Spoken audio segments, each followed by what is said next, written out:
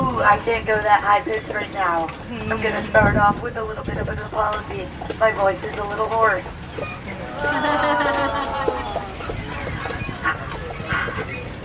Ah, no laugh comes out. But the real big horses that we do have up front here, we have Martha on the left. Say hello to Martha for me. In the middle, we have Stuart. Say hello to Stuart. And off to the right, we do have Chase. Say hello to Chase. Oh yeah, they all flicked their ears back. They did hear you guys. I so appreciate that greeting for them. You guys remember who drove you up to Surrey Hill? Brooke and Judy. We had Benny. Who drove you up? Benny and Charlotte. Oh, Benny and Charlotte. Hey, they're the rookie team. You guys remember your drivers? Maya. I think Maya. Is it Maya? Maya. Yep. Who else? I heard Maya. Sarah. Laney. Laney.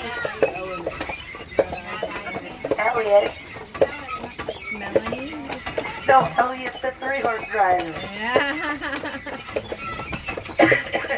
But I'm going to go ahead and tell you guys that this is not going to be like the first half of your tour. I'm not going to be screaming at you guys to look to your left, look at that building, look to your right, now back over to your left. I mean, if you want me to do that, I can tell you that. This tree right here, his name's Jeffrey. We also have Ronald coming up on our right, our left, yeah, left. On our right, that one, that is John. But we're going to be in the state park region of Mackinac Island. Mackinac Island is about 82% state park. It used to be the second national park. Does anyone know what the first national park is? Yellowstone, correct. I'd give you a gold star, but all I have up here are some road apples. Probably don't want any of those though. But yes, Yellowstone is the first national park. Mackinac Island used to be the second national park when the fort was in commission.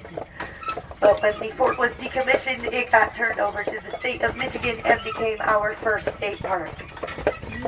Now, we do have plenty of wildflowers out here in the state park area of Mackinac Island. These 5-petaled yellow flowers, these are buttercups. They're meadow buttercups to be specific. We've also got some that look like dandelions. They're actually hawkweed. We do also have invasive flowers here on the island. We've got creeping myrtle, which is a dark purple flower with dark green foliage, and it gets spread all across the island. It was brought over to the island by a woman who planted it in her garden, and she did not take the hint from the name that it creeps. Creeping myrtle. Who would have guessed?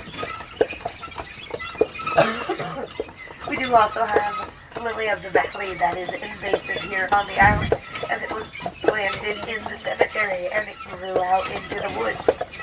Now, as you might have noticed that sign, we are going to the cemetery. I never would have guessed that. But this hill, the first cemetery that we are going to be driving by is the St. Anne's Catholic Cemetery. It used to be back down in town where the Twilight and Windsor are. But there were 2 men who were in charge of digging up all of the graves and bringing them up here.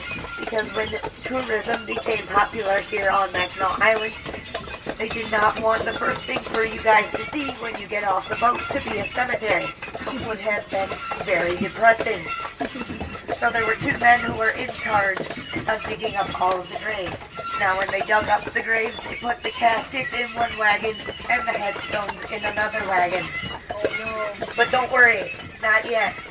They were pretty smart. They used chalk and wrote down the names on all of the caskets. And then it rained. Yep, then it rained. So they they decided, to the hell with it. We're just gonna put all of the caskets wherever. So people who might be trying to visit their Aunt Marie might be visiting some random guy named Frank. Oh no. My deepest condolences to No saddle Jennifer, horses. or also known as Fred. But the oldest grave here in the St. Anne's Catholic Cemetery is marked by a green sign off on our right side. That is the grave of Mary Biddle. She is the daughter of Agatha and Edward Biddle. Now, when she died, she was about 8 years old, and she was trying to cross over the ice bridge with her family, and she accidentally fell through some thin ice.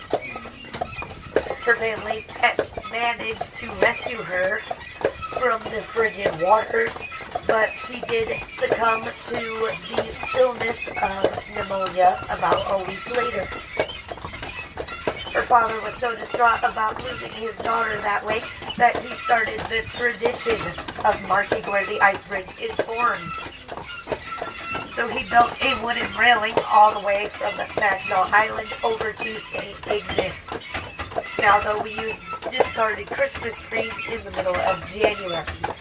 They'll drill holes in the ice, make sure it's thick enough, and then they'll plop those trunks into place, and they will freeze in place. Every family that donates their tree will tie a colored ribbon to it.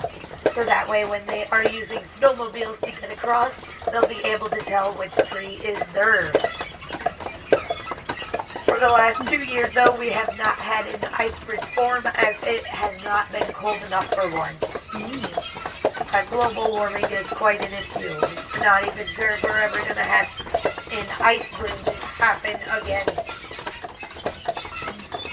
Now, if you guys did want to be buried here on Mackinac Island, you actually have to be owning property or be a taxpayer up here, because we only have so much room for all of the graves since this is 82% state park.